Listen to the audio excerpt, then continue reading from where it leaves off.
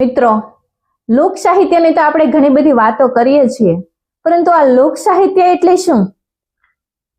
ઝવેરચંદ મેઘાણીએ મુંબઈમાં કીધેલા શબ્દો કે લોક સાહિત્ય એટલે ગામડું બોલે ને શહેર સાંભળે એનું નામ લોક સાહિત્ય, અભણ બોલે ને ભણેલો સાંભળે એનું નામ લોક સાહિત્ય, અરે નિખાલસતા બોલે અને બુદ્ધિ સાંભળે એનું નામ લોક સાહિત્ય.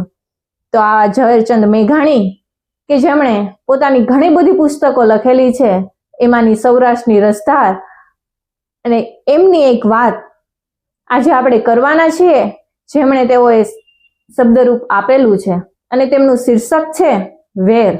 વેર કોને કહેવાય એની આજે આપણે એક વાત કરીએ. કુંડલાના થડમાં અડધીલા ગામ છે. તેમાં સોનરા બાટી નામનો એક ચારણ રહે અને ક્રાંકચ ગામમાં વેસુર ગેલવો નામે સોનરા બાટીનો સાળો રહે. બંનેનો સારો ગરાસ હતો. શાળા બનાવીને હેત પ્રીત પણ બહુ રૂડી હતી. એકવાર સોનરા બાટીએ પોતાના શાળાને ગોઠ કરવા બોલાવ્યો. વેસુર ગેલવાને 4 વર્ષનો એક દીકરો હતો. નામ હતું પીઠાસ. પીઠાસે બાપુની સાથે ફોઈને ઘેર જવા માટે હઠ લીધી. બાપે પીઠાસને સાથે લીધો. નાના પીઠાસે પોતાના પાડેલા સસલાને સાથે લીધો, કારણ કે સસલે પણ પોતાની મૂંગી ભાષામાં હઠ લીધી કે હું એ આવું. બાપને મન સસલો તો બીજા દીકરા જેવો જ હતો. ગળે બાંધેલી ઘૂઘરીઓના મીઠા રણકાર કરતો સસલો ગોઠમાં ચાલ્યો. કોઈ બગીચામાં ગોઠ થતી હતી.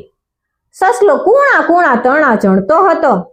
નાનો પીઠાસ અને એનો બાપ ક્યાંક આડા આવડા થયા હશે એટલે પીઠાસના ફુવાની જીભમાં એ સસલાને જોઈને એવું પાણી છૂટ્યું કે એને હલાલ કરાવી ને મસાલેદાર શાક તૈયાર કરી અને બધા જમ્યા.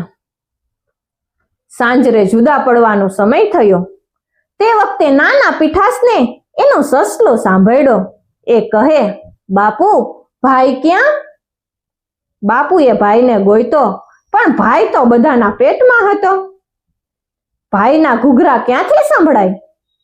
પીઠાસે સોનરાને પૂછ્યું, ફુવા, ભાઈ ક્યાં? ભાઈ વળી કોણ?